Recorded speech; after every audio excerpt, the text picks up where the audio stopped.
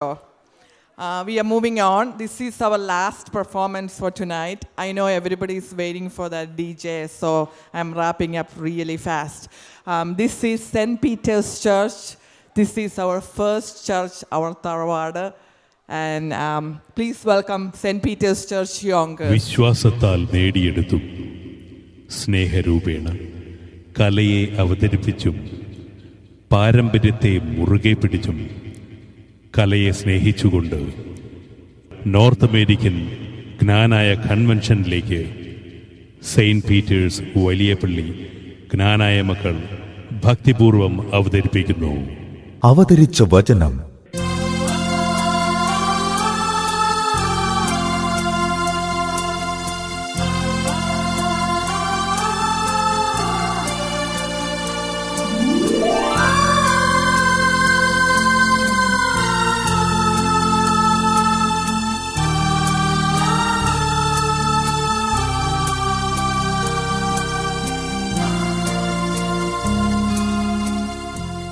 രക്ഷകന് ജന്മം കൊടുക്കുവാൻ ദൈവം തെരഞ്ഞെടുത്ത കന്യക, എളിയവരിൽ എളിയവളായ നന്മ നിറഞ്ഞവളായ ഭാഗ്യവതിയായ മേരി.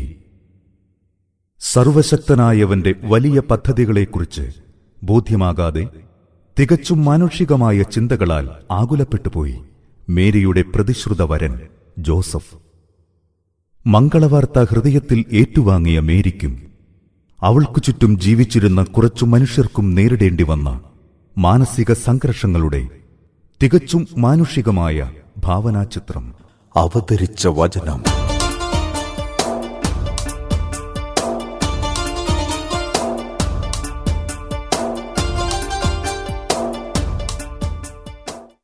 അന്നാ, അന്നാ, എന്താ വിളിച്ചത്?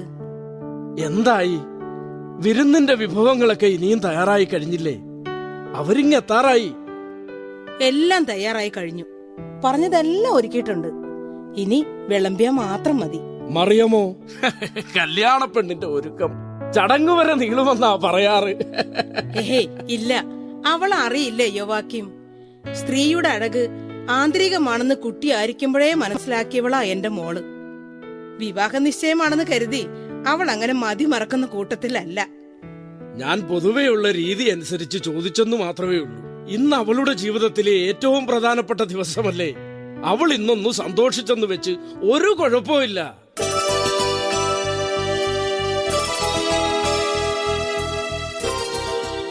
ആ, അവരിങ്ങെത്തി. ചെല്ല്, എല്ലാവരോടും പറ, ഇനി എല്ലാം നല്ല ക്രമപ്രകാരം വേണം. ഒന്നിനും ഒരു കുറവും പിഴവും വരാൻ പാടില്ല. വന്നാട്ടെ, വന്നാട്ടെ. ഞാൻ കുറച്ചു നേരമായി കാത്തിരിക്കുകയായിരുന്നു. ഞങ്ങൾ വൈകിയോ യോവാക്യം? ഇല്ല, മനസ്സിലെ സന്തോഷം കൊണ്ട് കാത്തിരിപ്പൽപ്പം നേരത്തെയായി, അത്രേ ഉള്ളൂ. എങ്കിൽ പിന്നെ ചടങ്ങ് നടക്കട്ടെ. എന്താ? അതെ, അതെ. അതിനു മുമ്പ് എല്ലാവർക്കും ഒന്ന് പരിചയപ്പെടണ്ടേ? വേണം. ആ, ഇത് അബ്രഹാമിന്റെയും ദാവീദിന്റെയും വംശപരമ്പരയിൽ ജനിച്ച മഥാന്റെ പുത്രൻ യാക്കോബ്, ചെറുക്കന്റെ അപ്പൻ. ആ, ഇത് യോവാക്യം. കുടുംബമഹിമയും പാരമ്പര്യവും ഒക്കെ ഞാൻ പറഞ്ഞിട്ടുണ്ട്. ഉണ്ട്. അത് ബോധിച്ചതുകൊണ്ടാണല്ലോ നമ്മൾ ഇങ്ങോട്ട് വന്നത്. അതെ യോവാക്യം, എങ്കിൽ പിന്നെ പെൺകുട്ടിയെ വിളിക്ക്. അതെ, വിളിക്കാം. അന്നാ, അന്നാ. ആ, വന്നാട്ടെ, വന്നാട്ടെ. ഇങ്ങോട്ട് നിന്നാട്ടെ. എല്ലാവരും പെൺകുട്ടിയെ ഒന്ന് നന്നായിട്ട് കണ്ടോട്ടെ.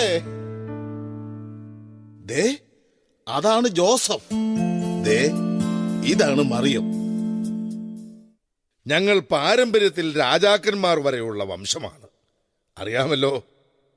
എങ്കിലും വിധിച്ചത് മരപ്പണിയാണ്. ഉപജീവനമാർഗം അതാണ് എനിക്കും എന്റെ മോനും. അഭിമാനത്തോടെ അന്തസ്സോടെ അധ്വാനിച്ചു കഴിയുന്നവരാണ് ഞങ്ങൾ. ദൈവത്തിനും നിയമങ്ങൾക്കും നിരക്കാത്തതൊന്നും ചെയ്ത പഴക്കം ഞങ്ങളുടെ കുടുംബത്തിനില്ല. ഞങ്ങളും വ്യത്യസ്തരല്ല. ഉപജീവനമാർഗം കൃഷിയാണ്. അഭിമാനത്തോടെ ഞങ്ങളത് ചെയ്യുന്നു. ദൈവത്തിനും നിയമങ്ങൾക്കും വിധേയരായി തന്നെ. ആ, സന്തോഷം. എല്ലാം ചിട്ടയോടെ നടക്കണമെന്ന് നിർബന്ധമുള്ളവനാ ഞാൻ. പിന്നെ ഇവനെ നിങ്ങൾക്ക് ബോധിച്ചെങ്കിൽ നമുക്ക് വിവാഹ വാഗ്ദാനം നടത്താം. എന്തു പറയുന്നു? നിങ്ങൾക്ക് എന്റെ മകളെ ബോധിച്ചതിൽ സന്തോഷം. അന്നാ, മറിയം, ഈ വിവാഹ വാഗ്ദാനത്തിന് നിങ്ങൾക്ക് തടസ്സങ്ങളൊന്നുമില്ലല്ലോ? ഇല്ല, ജോസഫിന് എനിക്ക് ഇഷ്ടായി. മറിയത്തിനും അത് തന്നെയാ മനസ്സ്. എങ്കിൽ പിന്നെ നമുക്ക് തുടങ്ങാം.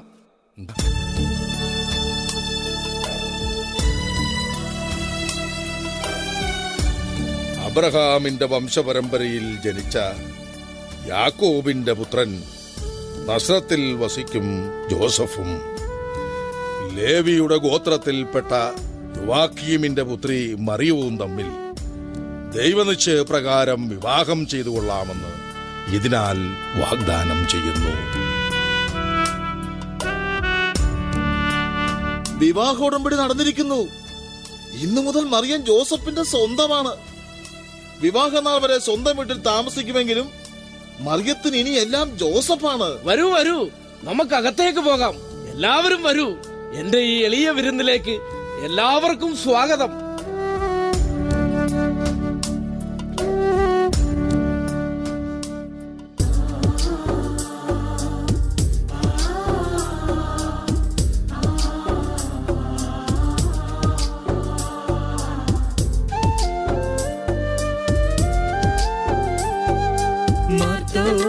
നന്മയാലൊന്നു തുടങ്ങുന്നു, നന്നായി വരണമേയിന്ന്.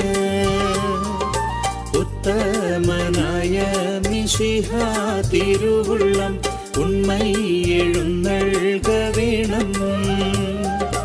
കണ്ടീശനായ എഴുന്നള്ളി വന്നിട്ട് കർപ്പൂര പന്തലകമേ.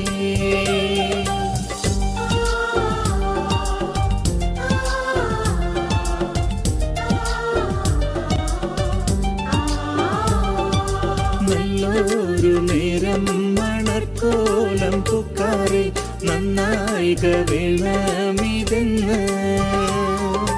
കാരണമായവരെല്ലാരും കൂടിയിട്ട് നന്മ വരുത്തി തരണം. ആലാഹനായനും അൻപൻ മിശിഹായും കൂടെ തുണയ്ക്കായിവർക്ക്.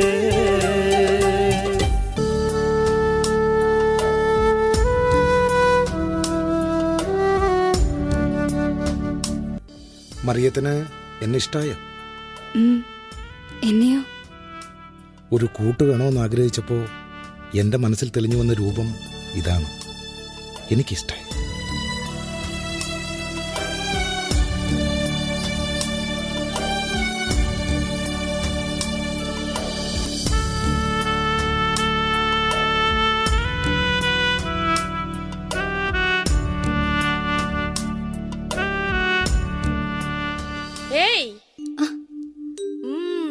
സ്വപ്നം കാണുക അല്ലേ? ഞാനിങ്ങനെ വെറുതെ. വേണ്ട വേണ്ട, കള്ളം പറയാൻ നോക്കണ്ട. വിവാഹ നിശ്ചയം കഴിഞ്ഞ പെണ്ണ് സ്വപ്നം കണ്ടാൽ എന്താ തെറ്റ്? വേണ്ട, കളിയാക്കൾ ഇത്തിരി കൂടുന്നുണ്ട്. വിവാഹം മാത്രം സ്വപ്നം കണ്ട് നടന്നിരുന്ന പെണ്ണല്ല ഞാൻ. സമ്മതിച്ചു. പക്ഷേ ഇത്രയും നല്ല ഒരാളിനെ കിട്ടിയ സ്ഥിതിക്ക് ആ ദിവസം ഒന്ന് അടുത്തു വരാൻ ആരായാലും കൊതിക്കും, ഇല്ലേ? നല്ല പ്രശസ്തമായ കുടുംബം, ആവശ്യത്തിന് സ്വത്ത്, വിദഗ്ധനായ തൊഴിലാളി. അറിയോ, നാട്ടിലും പുറത്തുമൊക്കെ പേരെടുത്ത മരപ്പണിക്കാരനാ ജോസഫ്. സൗമ്യമായ പെരുമാറ്റം, കേൾക്കാൻ ഇമ്പമുള്ള മധുരമായ സംസാരം. മതി വർണ്ണിച്ചത്. ഇതൊന്നും നല്ല പെൺകുട്ടികൾക്ക് ചേർന്ന രീതിയല്ല കേട്ടോ. നിന്നോളം നല്ലതായിട്ട് ഈ ലോകത്ത് വേറെ പെണ്ണുണ്ടോ മോളെ? പറഞ്ഞത് ഞാനല്ലേ, ഞാൻ ഇത്തിരി മോശമാ. നിനക്ക് വേറെ ജോലിയൊന്നുമില്ലേ? ഉണ്ട്. എന്നാലും നിന്റെ അടുത്ത് ഇങ്ങനെ ചുറ്റിപ്പറ്റി നിൽക്കുമ്പോ മനസ്സിന് എന്തെന്നില്ലാത്ത ഒരു സന്തോഷമാ. നിന്റെ മുന്നിൽ നിൽക്കുമ്പോ ഞാൻ ഒരു ശിശുവിനെ പോലെയാകുന്നു. എന്റെ ഹൃദയം നിറഞ്ഞു തുളുമ്പും പോലെ. കണ്ണുകൾ അറിയാതെ നിറഞ്ഞു പോകും. ദൈവ തേജസ് നിറഞ്ഞു നിൽക്കുന്നവളാണ് നീ. കടലോളം കനിവുള്ള, സീനായ് മലയോളം വിവേകമുള്ള, കളങ്കമറ്റ സ്ത്രീ. ഉത്തമ കന്യക എന്ന പേരിന് നിന്നോളം യോഗ്യത ഈ ലോകത്ത് മറ്റാർക്കുമില്ല. ഉഷകാല നക്ഷത്രത്തിന്റെ പൊൻതെളിച്ചം പോലെ മനോഹരിയാണ് നീ.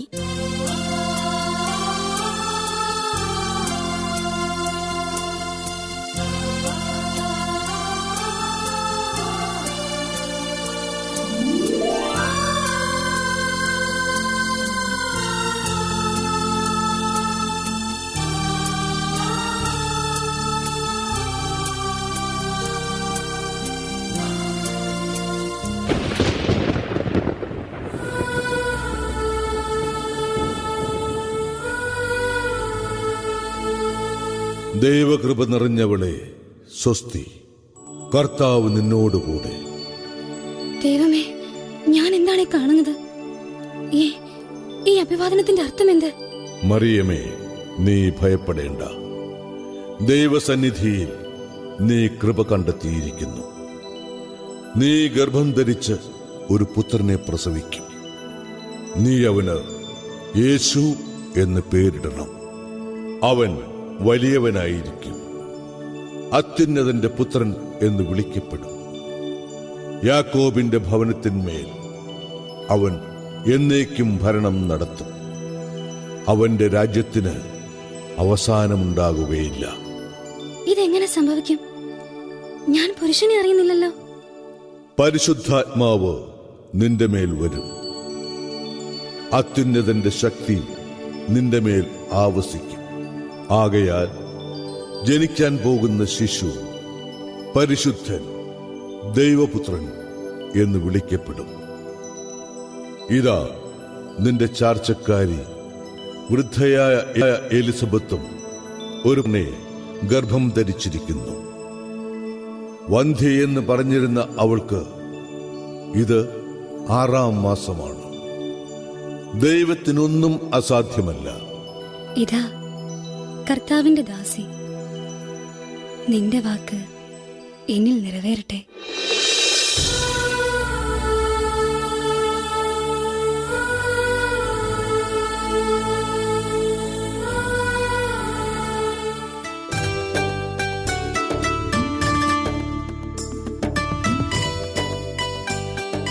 അങ്ങനെ ജോസഫിന്റെയും കല്യാണമായി. ഇവിടെ പണിക്ക് നിൽക്കുന്നതിൽ കല്യാണം കഴിക്കാത്തതായിട്ട് ഞാൻ മാത്രമേ ഉള്ളൂ. അതിൽ വിഷമിച്ചിട്ട് കാര്യമൊന്നുമില്ലടാ ഹാന. കല്യാണം എന്നൊക്കെ പറയുന്നത് ഒരു യോഗമാണ്. അതിനുവേണ്ടി എത്ര നാളായി കാത്തിരിക്കുന്നു. ഇനി അതിന്റെ ആവശ്യമില്ല നിനക്ക്. ഉടനെ നടക്കുവോ? നീ എനിക്ക് വേണ്ടി പെണ്ണിനെ കണ്ടുവച്ചിട്ടുണ്ടോ? എന്നിട്ട് വേണം ആ പെണ്ണിന്റെ അപ്പന്റെ ഇടി ഞാൻ കൊള്ളാൻ. എടാ, ഒരു കുടുംബമായിട്ട് ജീവിക്കണമെന്ന് മോഹമുള്ളവൻ മാനം മര്യാദയായിട്ട് ജീവിക്കണം. മനസ്സിലായോ? എന്താണ് എന്റെ ജീവിതത്തിന് കുഴപ്പം? പറയടാ. ഏൽപ്പിക്കുന്ന ഏതെങ്കിലും ജോലി കൃത്യമായി ചെയ്യാൻ അറിയാവോ നിനക്ക്? തടിയേലുള്ള മുഴപ്പ് ചിന്തയിലിട്ട് നിറപ്പാക്കാൻ പറഞ്ഞാൽ അത് ചിന്തയിലിട്ട് കുഴിയാക്കും. ഒരു കട്ടള കൂട്ടാൻ പറഞ്ഞാൽ അത് കൂട്ടി വരുമ്പോ ഏങ്കോണിച്ചിരിക്കും. ഇങ്ങനെ ഒരു കട്ടില് പണിത് കഴിഞ്ഞാൽ 2 കാലിന് നീളം കുറവായിരിക്കും. കയറി കിടന്ന ആടിക്കൊണ്ടിരിക്കും. ടക് ടക് ടക്. വെറുതെ അനാവശ്യം പറഞ്ഞാലുണ്ടല്ലോ. ഇത് ഞാൻ പറയുന്നതല്ല, നാട്ടുകാരെ മുഴുവൻ നിന്നെ പറ്റി പറയുന്നതാ. ആഴ്ചയിൽ 6 ദിവസം തികച്ച് നീ പണിക്ക് പോവോ? നിനക്ക് എല്ലാ തിങ്കളാഴ്ചയും മുടക്കമാ. എന്താ കാര്യം? ഞായറാഴ്ച ബീഞ്ഞശാലയിൽ കിടന്നു പോകും. പിറ്റേന്ന് തല പൊങ്ങില്ല. വിടാനാ പറഞ്ഞത്. നിന്നെ ഞാൻ ഇന്ന് കൊല്ലും. എന്താ ഇത്? വിടാനാ പറഞ്ഞത്. നീ ഇത് കേട്ടില്ലടാ ജോസഫേ. എന്നെ പറ്റി അനാവശ്യങ്ങളൊക്കെ പറഞ്ഞു വരത്തി എന്റെ കല്യാണങ്ങൾ മുഴുവൻ കലക്കി കളയുന്നത് ഈ മരംകൊത്തിയാ. ഇവൻ ഒറ്റൊരുത്തരെ എനിക്ക് പെണ്ണ് കിട്ടാതിരിക്കാൻ കാരണം. അവൻ അങ്ങനെ ഒന്നും ചെയ്യില്ല. നിനക്ക് ദൈവം ഒരു പെണ്ണിനെ കരുതി വെച്ചിട്ടുണ്ട്. സമയമാവുമ്പോ അവൾ നിന്റെ മുന്നിലെത്തും. ഇവന് കെട്ടിച്ചു കൊടുക്കുന്നതിലും ഭേദം അവർക്ക് ആ പെണ്ണിനെ കടലിൽ കൊണ്ടുപോയി കല്ല് കെട്ടി താഴ്ത്താൻ പാടില്ല. നിന്നെ ഇന്ന് മതി വഴക്കടിച്ചത്.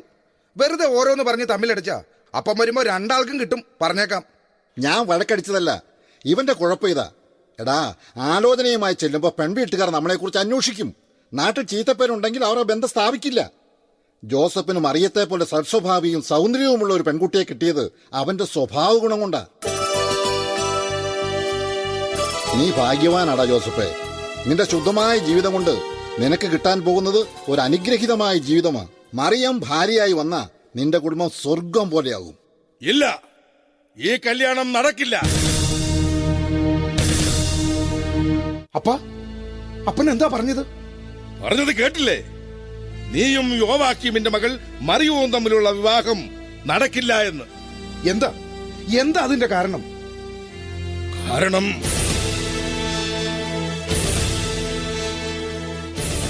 വിവാഹ വാഗ്ദാനം കഴിഞ്ഞു നിൽക്കുന്ന പെണ്ണ് വ്യഭിചാരം ചെയ്തു എന്ന് തെളിഞ്ഞാൽ എന്തു ചെയ്യണം?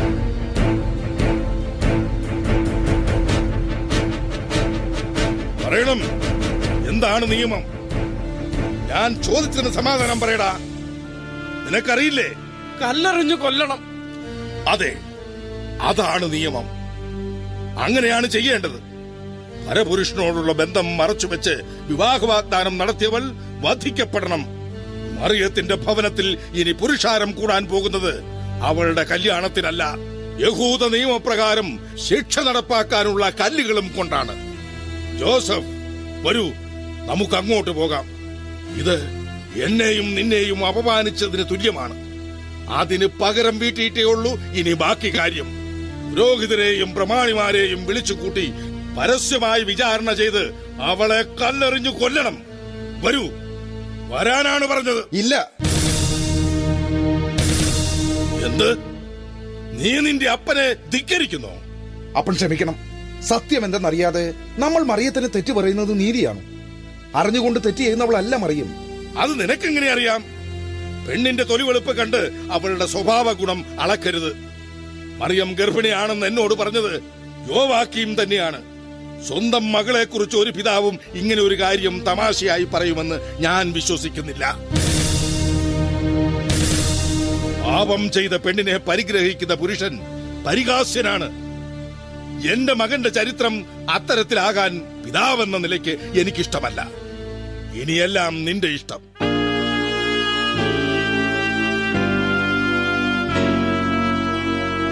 ജോസഫ്, അപ്പം പറയുന്നത് തന്നെയാ ശരി. വാഗ്ദാനം ലംഘിച്ചതിന്, നിന്നെ ചതിക്കാൻ നോക്കിയതിന് ചുട്ട മറുപടി തന്നെ കൊടുക്കണം. അവളെ കല്ലെറിഞ്ഞു കൊല്ലണം. അത് തന്നെയാ വേണ്ടത്. അപ്പന്റെ വാക്ക് ധിക്കരിക്കരുതെന്ന് തന്നെയാ എന്റെയും അഭിപ്രായം. ഈ കാര്യം മറച്ചുവെച്ച് വാഗ്ദാനം ചെയ്ത് നിന്നെ വഞ്ചിച്ചതല്ലേ അവൾ. ന്യായാധിപന്മാർ അവൾക്കുള്ള ശിക്ഷ വിധിക്കട്ടെ. അവളെ നീ ഒരിക്കലും വിവാഹം കഴിക്കരുത്. ഇല്ല.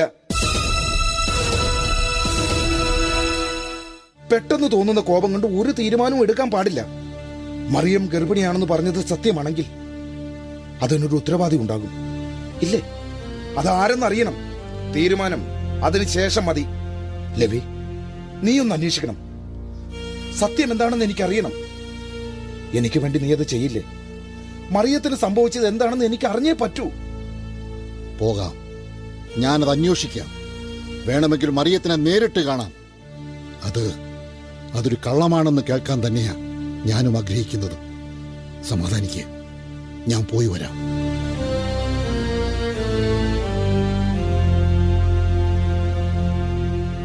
ജോസഫ്, വെറുതെ പാഴ്വേല എടുക്കണ്ട. പോയി പരാതി ബോധിപ്പിക്കേ. മിണ്ടാപ്പൂച്ചയെ പോലെ നടന്നവളുടെ തനിനിറം എല്ലാവരും കാണട്ടെ. നിർത്ത്. ഈ കാര്യത്തിൽ എനിക്ക് നിന്റെ അഭിപ്രായം കേൾക്കണ്ട. എന്തു വേണമെന്ന് എനിക്കറിയാം. പോ, കടന്നു പോകാൻ.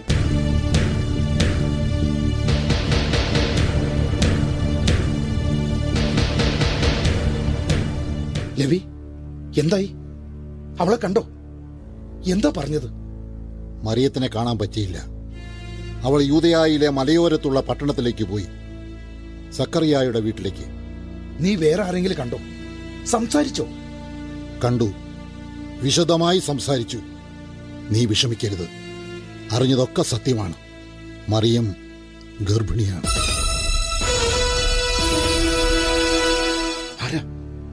ആരാ അതിന് ഉത്തരവാദി? ദൈവഭയത്തോടെ സത്യസന്ധയും നിഷ്കളങ്കയുമായി വളർന്ന കന്യകയാണെന്നല്ലേ പറഞ്ഞത്? അപ്പോൾ അവൾ അതിന്റെ സത്യം പറയില്ലേ? അവൾ അത് പറയാതിരിക്കുന്നില്ല. പക്ഷേ ആരാ അത്?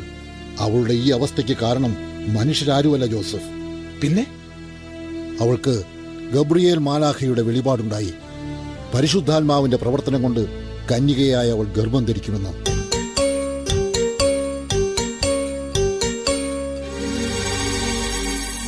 പരിശുദ്ധാത്മാവിനാലോ? ഇതൊക്കെ ആരാ വിശ്വസിക്കുന്നത്? ഈ കെട്ടുകഥ ആരെ വിഡ്ഢിയാക്കാനാ? അപ്പൻ പറഞ്ഞത് തന്നെയാ വേണ്ടത്. കല്ലെറിഞ്ഞു കൊല്ലണം. ഇല്ല, ഞാനിതൊരു കൂട്ടു നിൽക്കില്ല. പിന്നെ നീ എന്ത് ചെയ്യാൻ പോകുന്നു? പുരുഷാരത്തിന് മുന്നിൽ അപമാനിതയായി നിൽക്കുന്ന മറിയത്തിന്റെ രൂപം എനിക്ക് ചിന്തിക്കാൻ പോലും പറ്റില്ല. അവളെ കല്ലെറിഞ്ഞു കൊല്ലാൻ ഞാൻ ഒരിക്കലും കാരണമാകില്ല. അങ്ങനെ സംഭവിച്ചാൽ അതെന്റെ മരണം പോലെ തന്നെ എനിക്ക്. ജോസഫ്, എന്റെ കൂടെ ഇല്ലെന്നേ ഉള്ളൂ. മനസ്സിൽ അവൾ എന്റെ ഭാര്യയാ.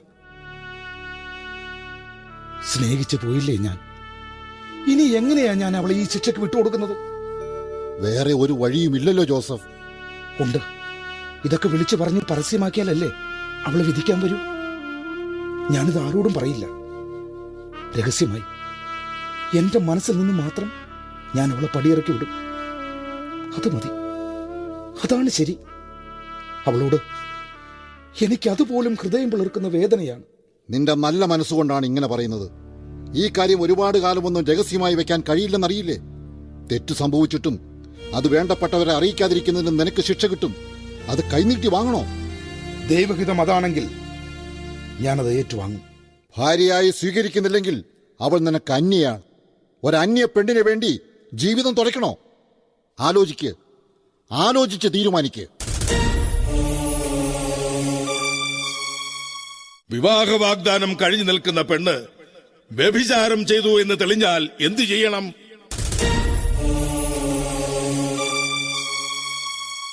ജോസഫ്, അപ്പം പറയുന്നത് തന്നെയാ ശരി. വാഗ്ദാനം ലംഘിച്ചതിന്, നിന്നെ ചതിക്കാൻ നോക്കിയതിന് ചുട്ട മറുപടി തന്നെ കൊടുക്കണം. അവളെ കല്ലെറിഞ്ഞു കൊല്ലണം. അത് തന്നെയാ വേണ്ടത്. ഇല്ല, ഇനി ഞാൻ എന്റെ തീരുമാനം മാറ്റില്ല. മറിയം ഒരുപക്ഷെ എല്ലാവരെയും വഞ്ചിക്കുന്നതാകാം, അവൾ ശിക്ഷ അറിയിക്കുന്നുണ്ടാകാം. പക്ഷേ ഞാനതിന് നിമിത്തമാകില്ല. മറിയത്തിന്റെ ജീവിതത്തിൽ നിന്ന് യാക്കോബിന്റെ മകൻ ജോസഫ് ഇതാ നിരുപാധികം പിന്മാറുന്നു.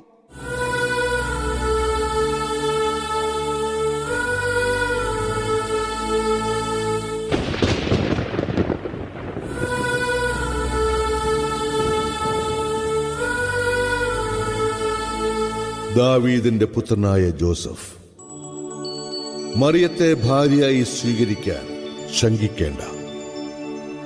അവൾ ഗർഭം ധരിച്ചിരിക്കുന്നത് പരിശുദ്ധാത്മാവിൽ നിന്നാണ്. അവൾ ഒരു പുത്രനെ പ്രസവിക്കും. നീ അവന് യേശു എന്ന് പേരിടണം. എന്തെന്നാൽ അവൻ തന്റെ ജനത്തെ അവരുടെ പാപങ്ങളിൽ നിന്ന് മോചിപ്പിക്കും. ഇത് സ്വപ്നമാണോ അതോ യാഥാർത്ഥ്യമോ? ഞാൻ കേൾക്കാൻ കൊതിച്ച വാർത്ത അരുളപ്പാടായി ദൃശ്യമാക്കി എന്റെ മനസ്സെന്നെ തെറ്റിദ്ധരിപ്പിക്കുന്നതാണ്. ഇല്ല, ഇത് സ്വപ്നമല്ല, സത്യമാണ്. ദൈവം തന്റെ തീരുമാനം ദൂതനായ മാലാഖ വഴി എന്നെ ബോധ്യപ്പെടുത്തിയതാണ്. ഇത് ഞാൻ വിശ്വസിക്കുന്നു. ഈ വചനം എന്റെ ജീവിതത്തിന്റെ വഴിത്തിരിവാണ്. എനിക്കിനി ഒരാശങ്കയുമില്ല. ഇല്ല, അതെല്ലാം മാറിപ്പോയിരിക്കുന്നു.